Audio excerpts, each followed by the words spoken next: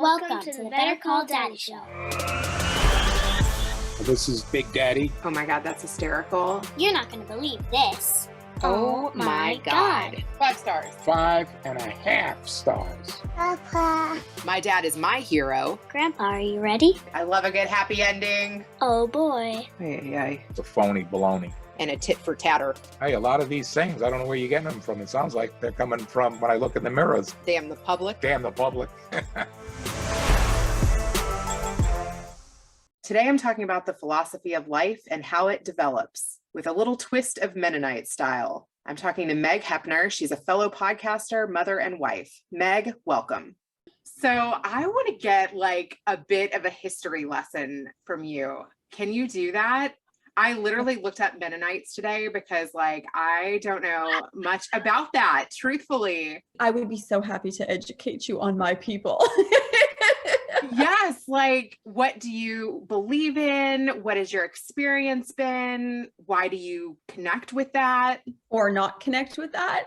Yeah, or not connect with that. Totally, all of that. Yeah, absolutely. Mennonites are sort of a religion and sort of a culture. It's a little bit of a mix. Mennonites don't even technically know what they are. But we started because there was the Catholic Church, and Mennonites decided that there were certain things that they did not agree with. Actually, there was a gentleman named Menno Simons, hence Mennonites, Menno Simons, who went, there are things that I don't agree with. Some of that was child baptism, and he was very pacifist and different things like that, that he was just like, there's a different way to do religion, and people started to follow him.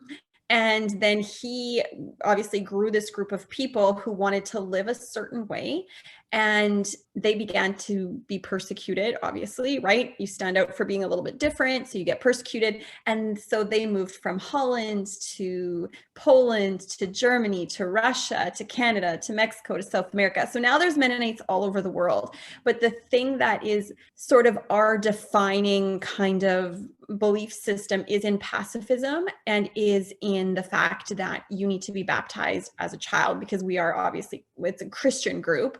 And so those are the two things that really, really differentiate us. And also this idea that we should somehow stand out from society. We should not just sort of try to fit in. And so Mennonites dress very differently. They have their own language. They try to sort of stay separate from the regular community. And so they sort of set themselves apart, and they're lovely people, but they're not super welcoming. Sorry, Mennonites that are listening to this. But yeah, it's a beautiful group of people, super hardworking, super integrity based, super diligent and resourceful, and all that kind of good stuff. So I love all of that about being a Mennonite. There I have a lot of pride in that. But then there's that side that is very closed off, very us against them, very Christian, and that's the side that I'm sort of slowly stepping back from and going, maybe not so much that side. Yeah, that's really interesting. And I'm wondering, when did you start questioning that? You know what's fascinating? It's like when you're a fish, you don't know water's wet, right?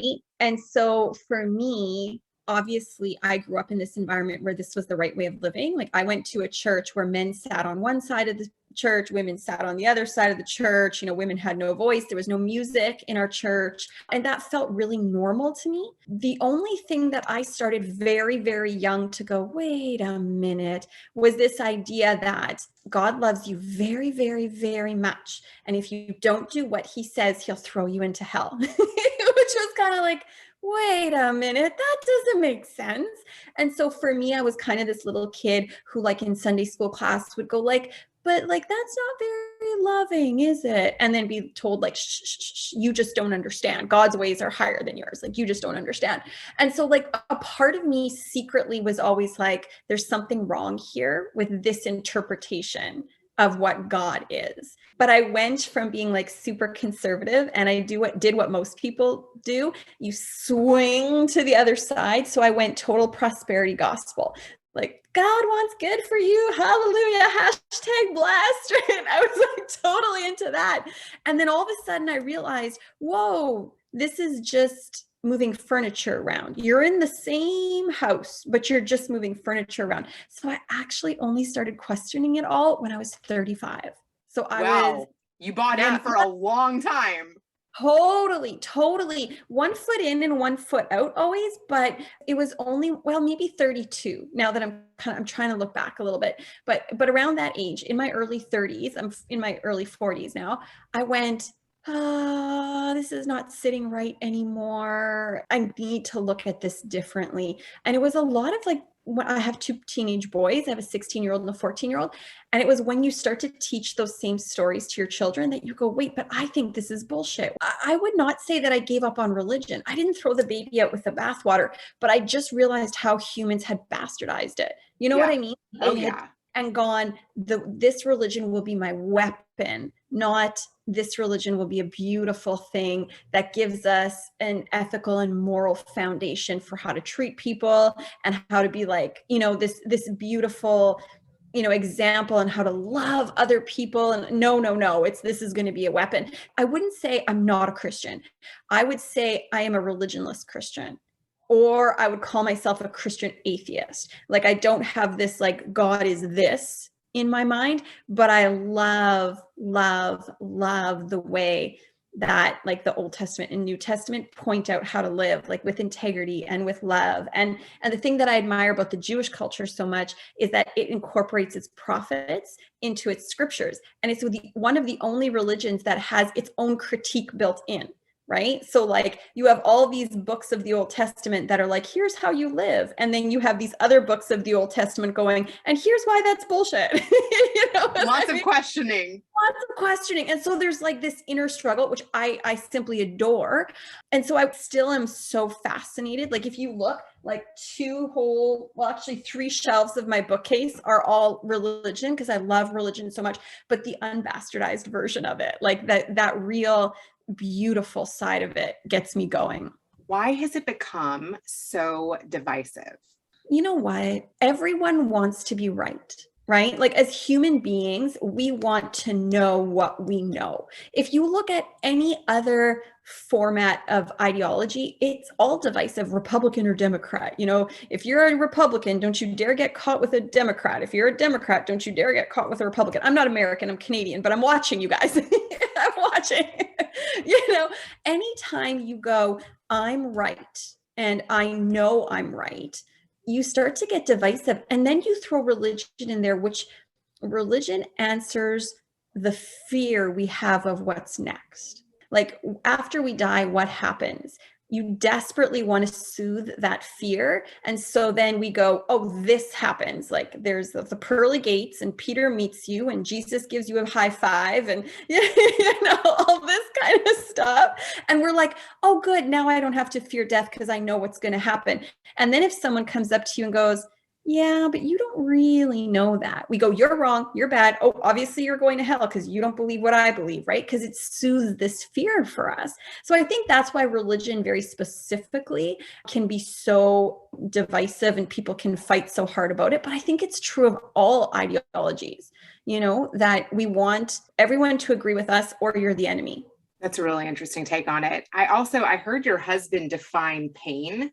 Do you know what his acronym for that is? He said, please accept inner nudgings. I was curious, like, what is your spirit nudging you towards right now? Great question. It's funny. I have a quote on my wall by J.R.R. Tolkien, and it says, what punishments of God are not gifts? And it's this reminder to constantly go into the pain,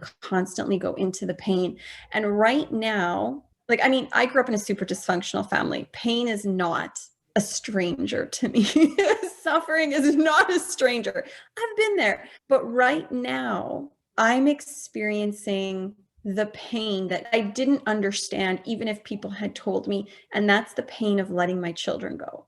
My son is 16 and he's starting to become his own man. And I put on a really brave face, but it is extremely painful. So for any moms listening, that feeling of having your heart ripped out of your chest and to really say to yourself, yes, I can let this go. I can, this child that I've loved and nurtured and cared for my whole entire life, or his whole entire life, can now make his own decisions. I would say that's really painful.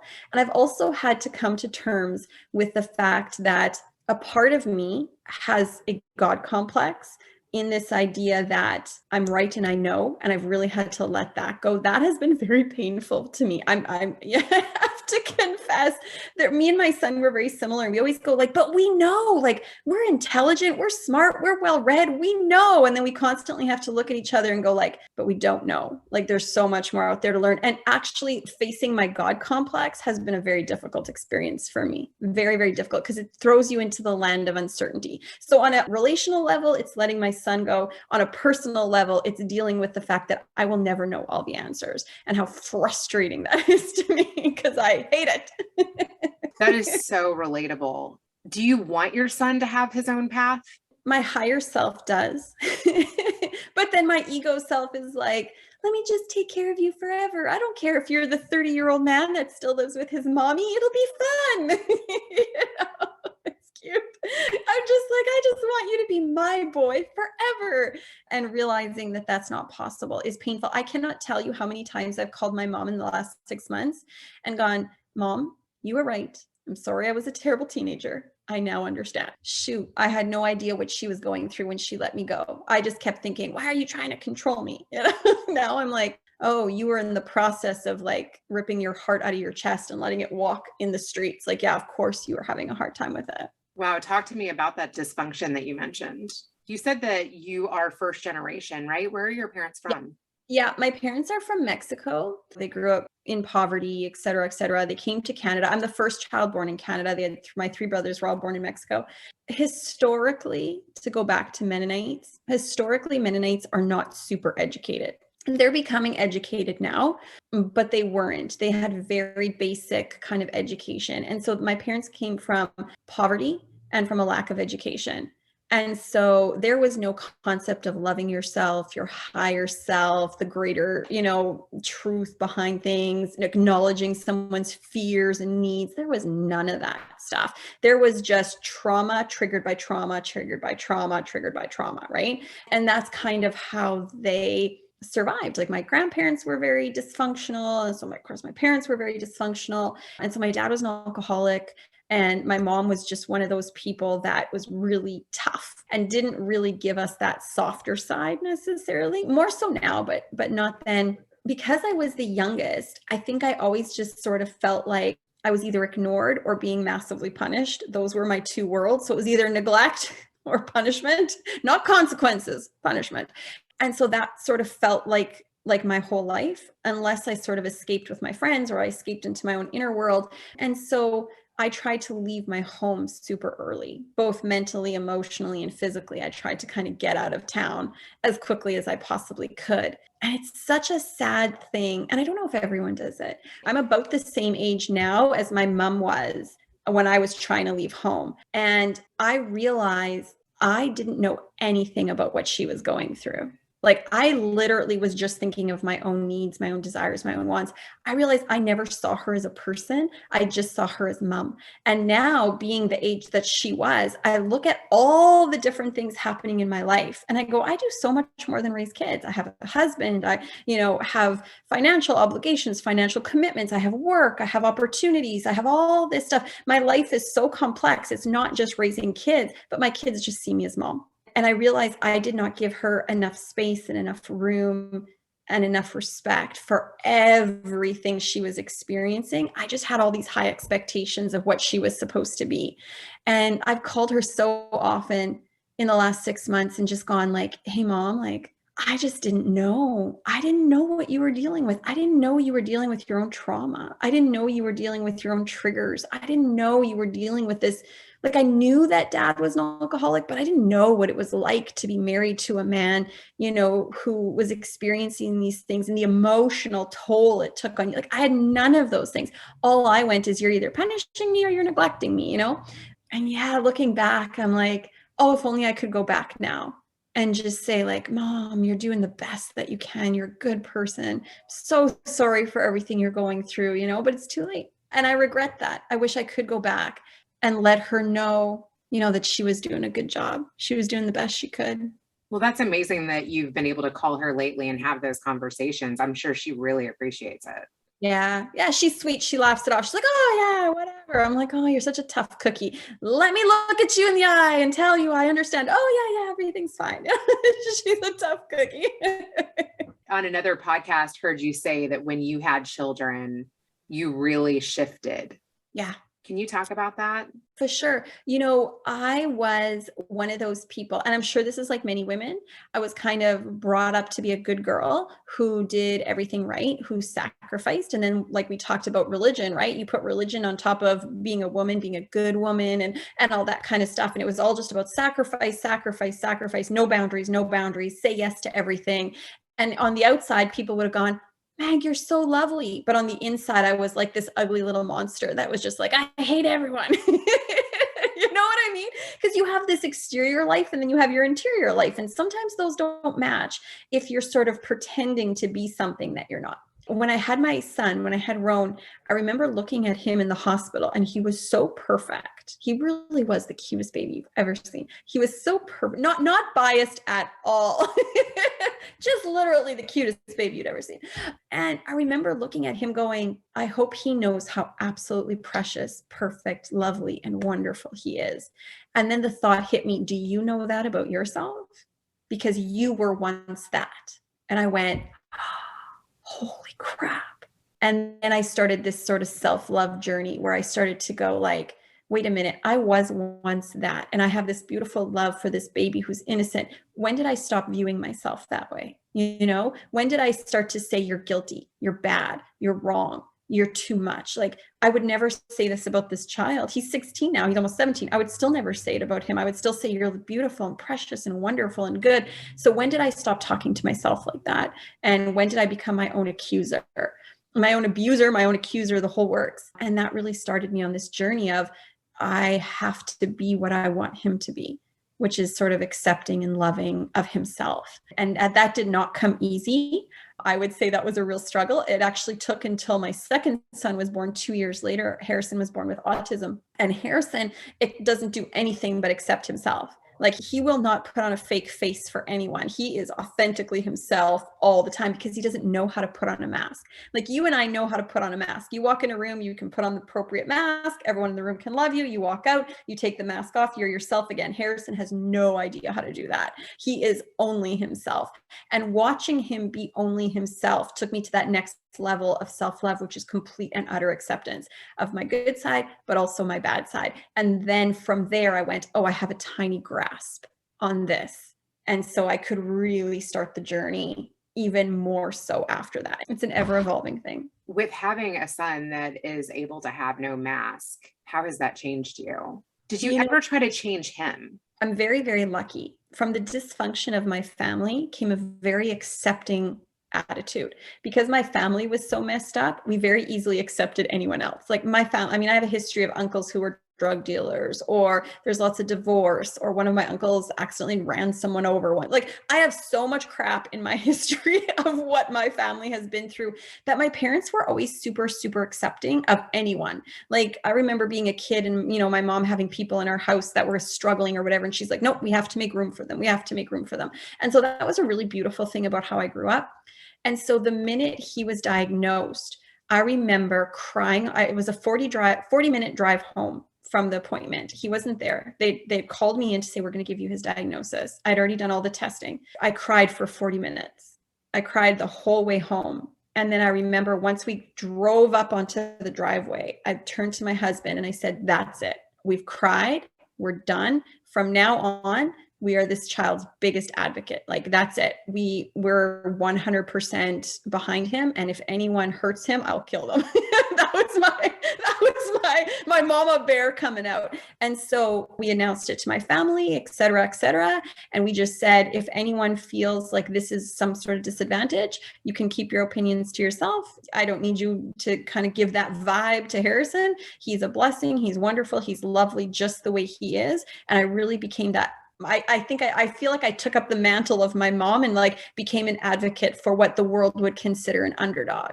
And so I've never wanted him to be anything but what he is. But he has been such a gift, because watching him look at how the world works and go, that doesn't make sense. That doesn't make sense. Mom, that's not real. Like, you know, like, because he can see it. He goes, yeah, but that's not what's really happening.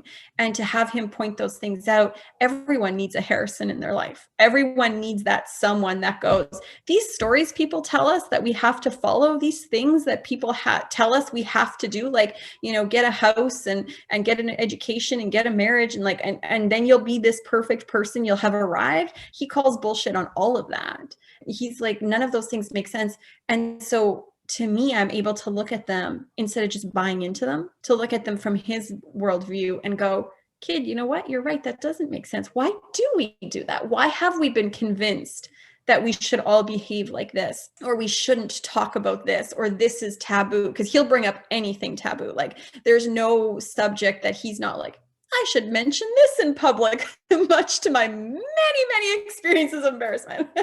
But then to go like, nope, the world needs to make room for him. So I need to make room for him. So take that embarrassment and get rid of it, because, you know, this is real. This is what this child needs. It's a gift. I would wish everyone a Harrison in their life. That's amazing. How did you know to get him tested? Great question. He could read before he could talk, which was bizarre.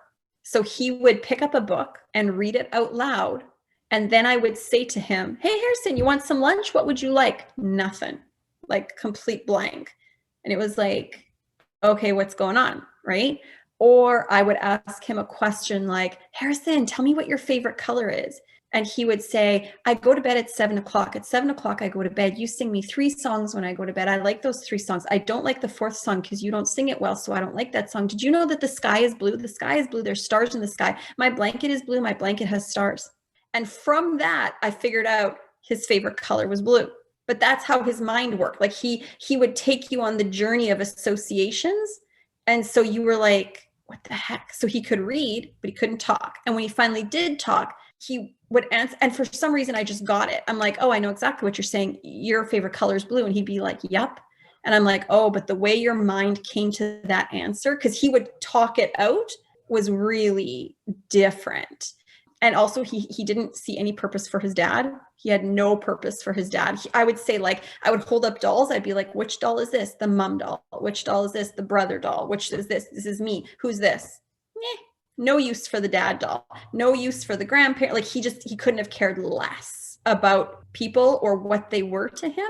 He was just mine. It was just me and him connected. So there was this connection between the two of us that wasn't normal. I could tell it wasn't normal, so to speak, that there was something different about this connection, that he thought he was me and I was him for a lot longer than a normal baby does, right? Because a normal baby thinks, oh, I'm my mother is me, up until about 6 months, a year, maybe a year and a half, kind of dependent. No, Harrison thought he was me and I was him for a lot longer. And I can ask him now, what's your first memory? And he goes, this is what he'll say. He'll say, Mom, my first moment of consciousness was I was sitting in the living room in our brown house, and I looked up at the wall and I noticed that there was a T on the wall. And that was when I realized I am a person. Isn't that crazy? I thought that was great. But like, he can remember the first moment that he had consciousness. Until that moment, he thought I was him and he was I, like every baby does. I'm also interested in like what other things that he calls out. That is really interesting, like what he calls bullshit on. You know what? He's so funny because he calls BS on a lot of relationships, that he goes, but why? But why? Like, why are you communicating like that with each other? Anything that's a lie, he'll call out. Like, if you know how we have social niceties where it's like, well, you know, we say this because we're being nice or whatever, et cetera, et cetera. No, he doesn't do that. He doesn't have any social niceties. If he doesn't feel it, he doesn't do it. And so some of those things that we do that really we're not being authentic in is things that he goes, well, you shouldn't ask that unless you care. You shouldn't say those things unless you mean it. You know what I mean? And so that's really interesting because it's fascinating to walk around throughout the day and put on that sort of facade we all put on to have to communicate, and him to go, but you didn't mean that. Does he say that to you? Does he call you out? Oh, all the time. Like the other day I was doing this event and I got off and he goes, too bad you didn't enjoy that. And I said, what do you mean? He goes, oh, you were your fake enthusiastic. You weren't your real enthusiastic. And I'm like, I said, do you think everyone knew that? He goes, no, but I knew. And I'm just like, you little monkey. But he can hear things and see things that the rest of us don't necessarily hear and see. I'm also interested in, what has that been like for your other son? You know, that's a great question. They're close. Rowan is a huge advocate for Harrison. Like, he will not be friends with people that won't accept that. Right? He's always happy to have his brother along. I think sometimes there's a disconnect because it's never easy. Do you know what I mean? Like, there's always this kind of questioning. There's always this kind of, you know, like if you were to go out for coffee with someone and you could just do the social niceties, there's a part of you can switch off and just kind of play the game and then walk out and whatever, right? But if you're never allowed to do that, if you're always, well, why? Well, how come? Well, what? Right? It gets tiring. And I think that's something that he feels. I think he goes, it's not easy. It's worth it. It's fun, but it's not easy. And sometimes I think he would like easy. I mean, wouldn't we all? Right? Yeah. So, I mean, has that been hard for you socially? No, for me, it hasn't been, because I really like authentic people, and it helps to make sure people are authentic. Like he's an authenticator, so to speak. Oh yeah. That weeds people out quick, right? Yeah. And, you know, if people have these messed up ideas about any type of, you know, different way of being in the world, I can smell that now a mile away. And then it's like, great, you know what? We're not really interested in developing long-term friendships with you. I mean, if you want us to, you know, help educate you on what it's like and, you know, open your mind to it, that's fantastic. But I'm not going to necessarily take the time. And this is going to sound a little bit cold, and I have to apologize, but I'm not going to take the time to be friends with someone, you know, who sees that as a disability or sees that as a disadvantage, or, you know, oh, poor you for the, no. You got to see it as a gift. If you don't see it as a gift, then our mindsets are too far apart to, you know what I mean? That sounds a little bit harsh, I know, but it's real. I appreciate that. Yeah. I'm not going to take a lot of time to baby someone who goes, oh, I feel so bad that you have this. Like, no, sorry. And then it's like, is there something wrong with me? No, there's nothing wrong with you. The world needs to expand to accept someone like you, not you need to mold yourself to fit into the world, you know? And if you're going to expect that someone, you know, is going to have to mold themselves to fit in with you, then we're not right for each other. Yeah, no, I totally agree with that. I'm wondering, because I feel like the education system actually has a hard time rising to the occasion. Yeah, we actually do something here called direct learning. So we do half at home and half at a school because of that, because Harrison is very, very, very bright and he can memorize like that. So like schoolwork, if he wants it to be, can be very easy for him. So he can kind of breeze through it sometimes. And then what's left to do in class? Do you know what I mean? And then sometimes the school system is like, well, then he can just, you know, read, or he can do this. And I'm like, he's a boy. Like, no, like it's not going to work. So we've figured it out by doing a half and half kind of a version, which has worked really well for us. Wow. When did you start doing that? When he was in the 4th grade. We moved halfway across country. And then when we got to the new province that we live in, we immediately started doing that, because we're like, may as well set it up the way we want to start. Because here's the thing. It would be super easy to go, the school system, you know what I mean? And get all, they're trying their best, man. It's not an easy job. You have so much bureaucracy and so many kids with needs and so many expectations. Like, it's tough for them, you know? And I'm like, I'm not going to be one of those moms that comes and makes it harder. I'm going to tell you, this is how I'm going to do it. And let's work together to make it easy for you guys. Because, you know, they're doing their best. I definitely have a huge heart for the school system. Like, are they doing it right? No. Are they trying to do it right? Absolutely. Absolutely. We all are. We're all trying to do it right, you know? And if my needs are different than what you can supply, then it's my responsibility to figure that out and get myself what I need. Okay, that's really amazing of you. And I give you a lot of credit for that. I know you and your husband have been together since high school too. Oh, I met my husband when I was 13 years old, and I went home and I wrote in my diary, today I met the man I'm going to marry. And then I wrote, but I'll date a few other guys first. I don't know who was on my list that I had to date before I was going to marry my husband, but apparently I must have had a list. The moment I saw him, it was like the heavens opened and the angels sang, and I was smitten. He was perfectly handsome. He had a sparkle in his eye that told me he had a sense of humor. He was incredibly intelligent. He was very challenging. And I was just like, this is my guy. This is my man. And it just took him a long time to figure it out because he's 5 years older than me. So I was 13 and he was like, you are a child in my home. And I was like, no, I am your future wife.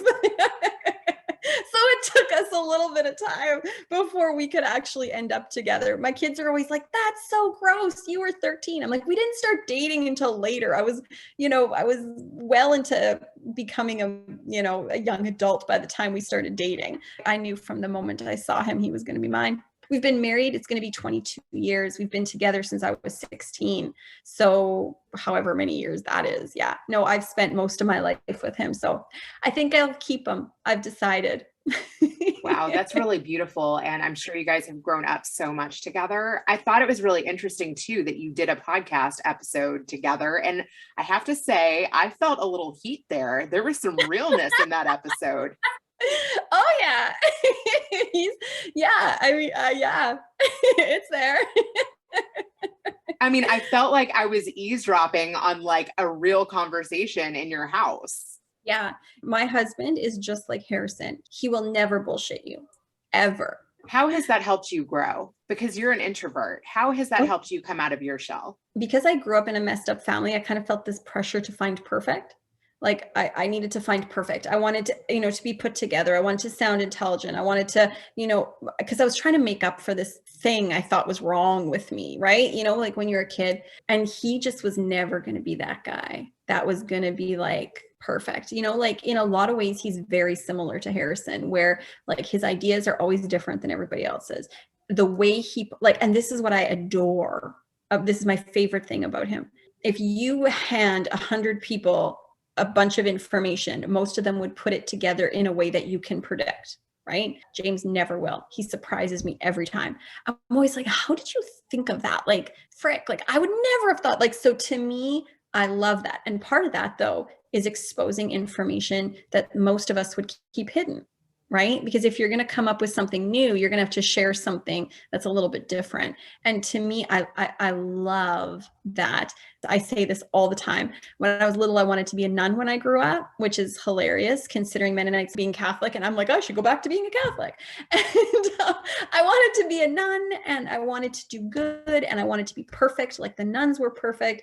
And James is all about like the grit and the dirt and the realness of life. And that has taken me out of my pie in the sky thinking into what does life really look like. Wow, that's really interesting. Do you have conversations with God and what does that look like?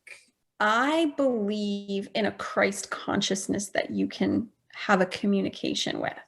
And it's like being in communication, I think, with your higher self. It's not like a voice that you hear, like, hey, God, it's me again, Margaret, whatever. It's like, the book, right? But it is this idea of throwing out a question and then waiting for the response to come back. And if that response feels like a thunk in the chest, then I feel like, yeah, that's the Christ consciousness talking to me. And the thunk in the chest isn't bliss. It isn't like, some people are like, oh, when you bliss out, you're with the divine. And I'm like, no, sometimes Christ consciousness tells me you're being a little bitch and you need to go figure it out. Like sometimes it calls me on my shit. It doesn't always say bliss out and just, love the universe. Sometimes it says you need to go do hard things. So I'm not this believer in like the divine always makes me feel good, but it's the thunk of truth. Then I'm That's like, funny because I feel like my dad does that for me. Like he's willing to like tell me when I am completely off. He tells it to me straight. What else I would like to know is when have you felt like you weren't able to have that conversation? Like God was missing or that consciousness was missing, like you weren't able to get through and you're like, it's an interesting thing. There's a couple of things in my belief system. One, I believe when I cannot feel God, that's when I'm closest to him. Because in my religion, in Christianity, when Jesus died, he said, my God, why have you forsaken me? So I am closest to Christ when I feel forsaken by God. That is when we are connected the most. So when I feel nothing, I remind myself, this is the nothingness where I meet God. When I don't feel the connection, I remind myself, this is exactly where he finds me. God is so gracious that the pain brings you close to him, that in the moments of pain, that's when you're bonded. When you don't hear him, don't worry. He's experiencing it with you. It's just like Mother Teresa, right? For the last half of her life, she went, I have no connection with God whatsoever. I hear him never. And so I know he's with me. When you don't feel him, don't worry. He's there because he's in your pain. He's experiencing it with you. I hope that you experience pain, because it's in pain that you're going to finally find love.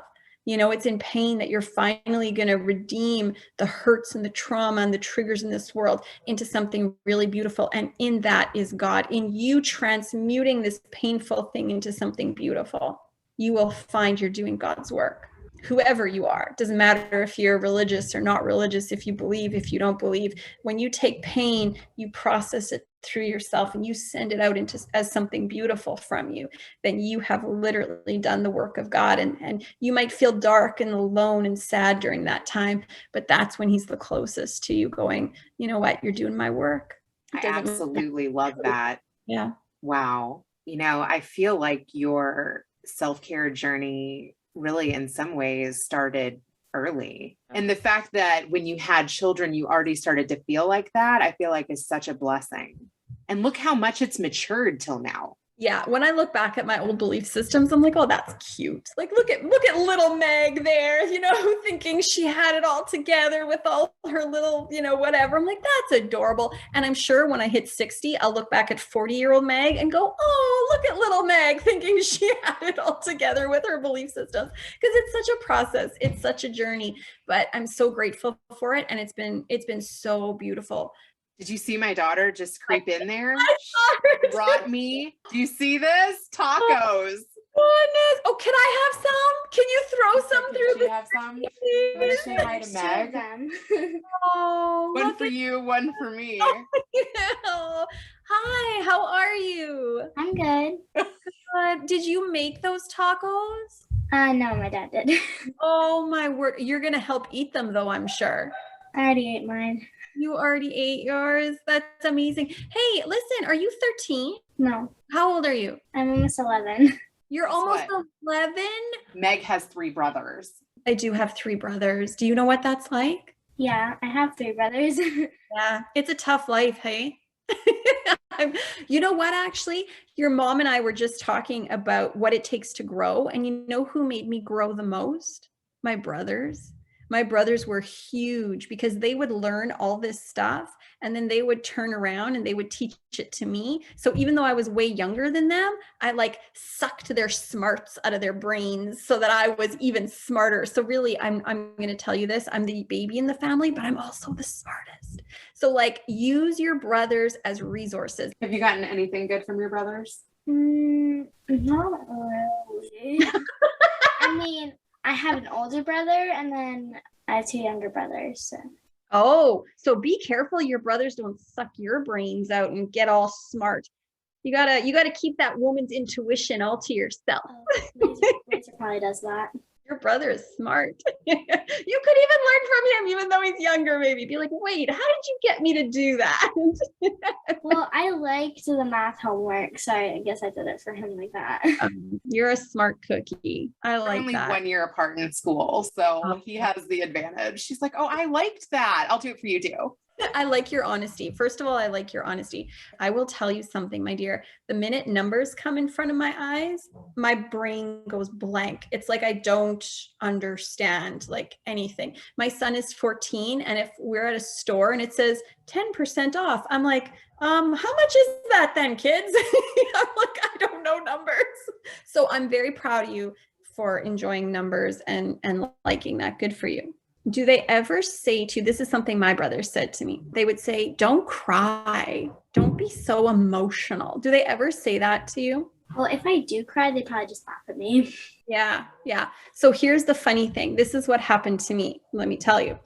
My brothers were like the typical guys, right? They were like, they didn't cry, whatever, blah, blah, blah, blah, blah. They wanted me to be really logical. And so I thought I had to grow up to be really logical. So I stopped crying. I stopped feeling my emotions.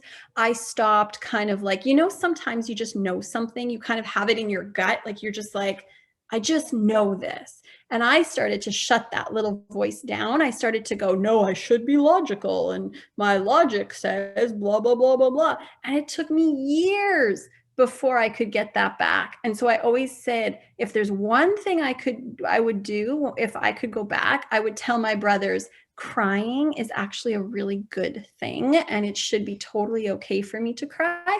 And guess what? My feelings matter. And I don't have to be logical like you guys. So if ever they tell you be logical, remember this, especially for your years coming up, my dear, because you got some years coming up.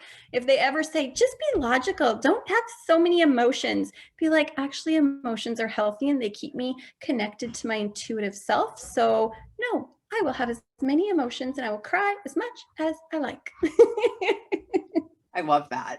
Yeah. That is so true. Before I came up here, it actually said when I just told you he shouldn't have to wait until he moves out to do whatever he wants. That's probably he just does not care.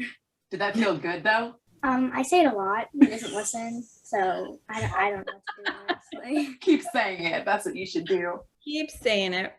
Remember, if you're the sister, you're the wisest one. Okay, I'm kicking you out. I'm gonna wrap up. Love you.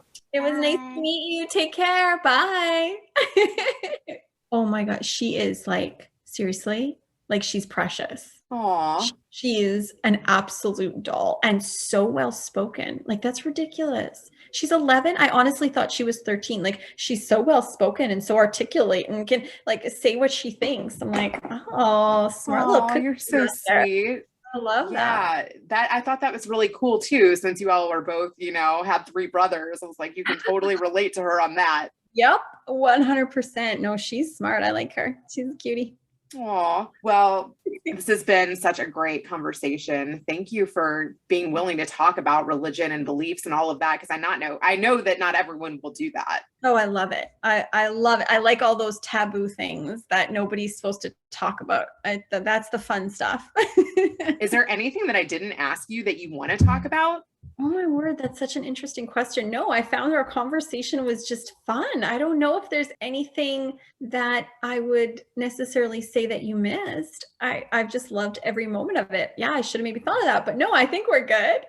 Okay, cool. And is there anything that you would like to ask my dad? I would love to ask your dad what he believes will happen when we die. This is the question I've been wrestling with, because nobody knows for sure. What do you think will happen when we're gone from this earth? And why do you think we came to earth in the first place? Okay, so promote away. Talk about your podcast and your husband's podcast, the one that builds you up. Yeah. Absolutely. Yeah. So, this has been such a beautiful conversation. I so appreciate it. If people are interested, I do have a podcast. It's called The Art of Being Human. You can look it up. It's on Spotify, Buzzsprout, and Apple Podcasts. I would love to have anyone as a listener. We talk about all of the big life questions. How did I become the person that I am? How do I live in this world to be a beneficial presence? Why do I tell myself these things, et cetera, et cetera? We dive into all of it. I have lots of interesting guests. I've had you as a guest, and it's always been fascinating and absolutely lovely. So yeah, absolutely check us out. My husband has an amazing podcast called Weekly Wins and Losses, and it's all about just looking at life and going, what can I glean from my life experiences, instead of just going, oh, life is shit and I give up. But there is so much gold in your everyday experience and how to just extract that. He's incredible. So if you don't listen to mine, go listen to his. 100%. And then if you're ever interested in connecting, look me up on Facebook. It's the only social media that I'm on because I'm a 40-year-old mom. Apparently that's where all the moms hang out, according to my kids. This was at the right time and such a wonderful message. Like, I feel like I really needed it. So thank you. Oh, thank you so much. I just love the connection I have with you. I think you're a fabulous human being. So I'm so glad we got to do this. Aw, thank you. And I can't wait to hear what my daddy has to say. Thanks for listening to the Better Call Daddy Show. Now you can subscribe on Apple Podcasts, Google Play, Spotify, iHeartRadio, and TuneIn. If you've enjoyed this episode of the Better Call Daddy Show, please feel free to review it at ratethispodcast.com/bettercalldaddy. Add Better Call Daddy Podcast on IG, at Rena Friedman Watts on LinkedIn.com.